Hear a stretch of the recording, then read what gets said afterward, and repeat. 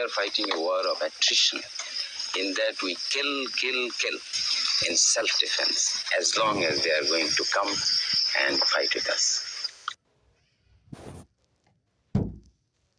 The only fear is, suppose they come at least 2,000 yards height and they drop somebody here. Let them drop. But if they drop, now I'm having one MG. But this can will take. Let them drop. They will get lost in this area. Yeah. The Pakistan government dismissed the guerrillas as a bunch of miscreants and the war as a border skirmish. I was surprised to find a highly organized resistance led by officers with impressive military records. Here, Major Khaled briefed Sub-Sector Commander Captain Salek Chowdhury, who before he defected was a staff captain in headquarters Dhaka.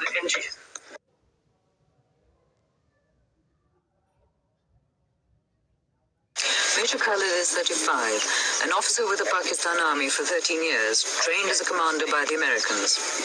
8 months ago, he was with the Black Watch in Scotland. When he defected from the Pakistan Army in March, he brought most of his brigade, their Chinese weapons, and even their teacups with him. And you have heard yourself yesterday the shelling, the rocketing by the artillery and the aircraft, and then tanks the other day when you went to Feni. This is not border skirmishes. Border skirmishes means all small arm fire. But here a full-scale war is being conducted by the Pak Army. We intend to make the whole nation the fighting force. And the hardcore being provided by the regular troops, that is the Bengal Tigers. It has its good reputation of being good fighters, and it has fought well. The hardcore of the Liberation Army are professional soldiers, but thousands of students and peasants are joining them. There is little time for formal training, so they're sent to the front unarmed and untrained with the regular troops to get experience. And if they're lucky, a gun captured from the Pakistan Army. Ishaq, a 19-year-old student, took us with his patrol to inspect several villages. He's said to have killed 56 men. There was shelling yesterday, and one mortar shell landed here, 3-inch mortar, and it killed a cow, And on that side of the village also, a few civilians were injured by fire from small arms. You see, shelling continues here almost all the time.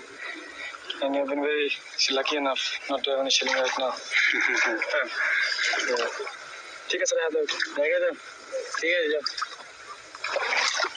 The guerrillas' lack of arms and ammunition is compensated by their passion for an independent Bangladesh, and their hatred of the West Pakistanis is constantly renewed by the stories that the refugees tell them.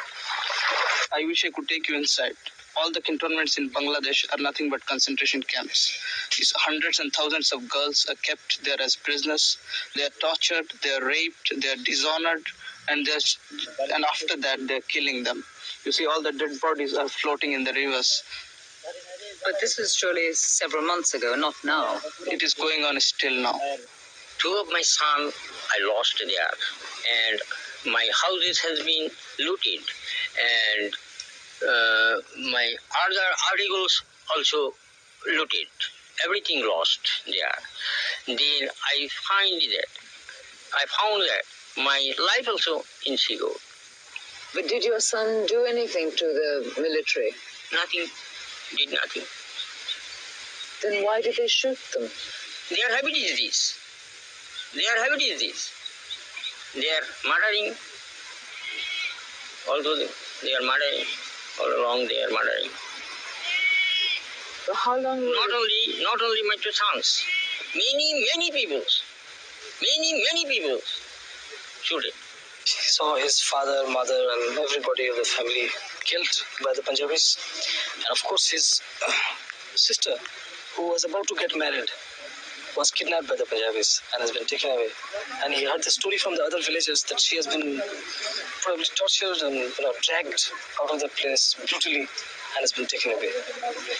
And he was left with no alternative. And now he says, I have nothing to lose in this world. And he decided to join Mukti Fauj, and he wanted to take the revenge. Yahya is the initiator of all this. He's the greatest culprit that human civilization can imagine. He's just in the same rank with Hitler and his companions, Eichmann and others. My life, God knows how I shall pass my life. Now, I am loitering Indian in the there. Sometime living here, sometime living there. This way I am passing my time. 98 East Pakistanis out of every 100 voted for them in a democratic election. But the West rulers refused the League's demands and decided to impose its power by force. He says is they had first of all voted for Army League, and that was one of their faults. And later on, they have been feeding us the Mukti Fauj, and that was their fault. And when they got them unarmed and no Mukti Fauj was around, so the Pak army came in and just burnt off the village and killed a few of them. These people were unarmed and couldn't put up any resistance. Pak army just came and slaughtered them and raped the woman, burned the houses, and there are many villages sideways, just like this village. The safety of the refugees and the peace of the village was in jeopardy as we left. Throughout the journey, we were rarely out of earshot of the Pakistan shelling. But now it was getting nearer, and as we left, a group of Mukti Fauj was being drafted in to try and counter the assault. People may be thinking that it is a leftist insurgency or few clandestine activity, but I can assure you it is a militant insurgency whereby the people stood against injustice. We are fighting on three fronts. That is political, economic, and military. All these three fights will go simultaneously. Politically, so far, as you have seen, that Yahya regime could not, and I am sure will not, be able to form a government. Even if it succeeds, it will be nothing but bunch of quislings. We are not allowing the communication to be restored. Because in any country, if you want to start the trade, the first thing is communication. We have not allowed him to ply the trains. We have not allowed him to run the roads. Bridges are being blown. This is one aspect of the economy, that is the communication. Captain, could you describe the fighting in your sector? In my sector, it's just like fighting any other war. I know you are convinced, or probably you foreigners especially, you have been hearing a lot of news and propaganda by the Pakistan radio that it's just a border skirmish. But yesterday you went with myself and you saw this 5mm howitzer, 25-pounder and 120mm mortars. They're all landing. In border skirmish, you don't have that. And probably with that telescopic lens, you might have seen some Pakistani troops also. Their bunkers deployed. And we are fighting irregular warfare. How can you call it a border skirmish? And I wish you go back and you explain to people this is a full-fledged war. And we are just holding in this base, and we go and we play hell into them. I go inside, right inside. I go behind them. I go on their side. I go anywhere I feel like. I kill them. Captain, it's now 3 months since the fighting started. Yes. You've been existing on the ammunition and the weapons you brought out with you.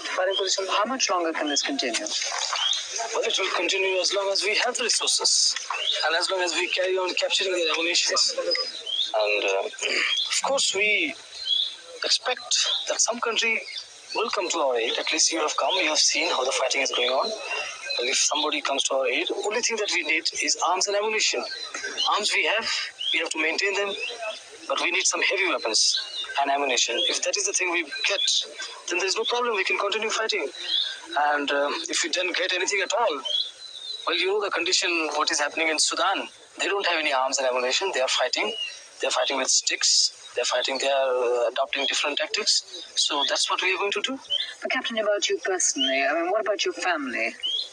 My family, in fact, I don't know what is happening to them. I have given up because I have seen the fate of other families. When an officer has deserted and joined this Mukti Fauj, what happened to their families? They were all captured as prisoners and kept in the cantonment, and I don't know what has been done. So knowing all this, I ran away. You see, so I gave up. I just thought about God, whatever God does, and that's all. And I left. So I have no right to think about them, you see. Since I have sacrificed them, so how can I think about them now? Another base camp deep in the jungle. Major Khaled debriefs his officers and plans further operations. As most refugees from the war are Hindu and the West Pakistan Army is Muslim, there is a danger that people might think that this is a religious war. But every one of these guerrillas, in fact every Mukti Ford soldier I met, was a Muslim. But the only thing which I am worried about, that is the protraction of this war, As long as the war is continued for years and years and years, what is going to happen is the misery of the people. Misery in the sense that there will be a lot of killing, crossfire, the civilian will come into between the freedom fighters. Not that we are very much bothered for such sacrifice, and people are ready to give it. I have seen wherever there is, or we catch the enemy in an ambush, and the immediate reaction of the enemy is to burn the villages and kill the people of that area, rape the girls. But after that effect, initially we were afraid that the people will just desert us and they will think that this is a menace. But to the contrary, I have found out that they still want that we should go in action, even if they have to sacrifice everything.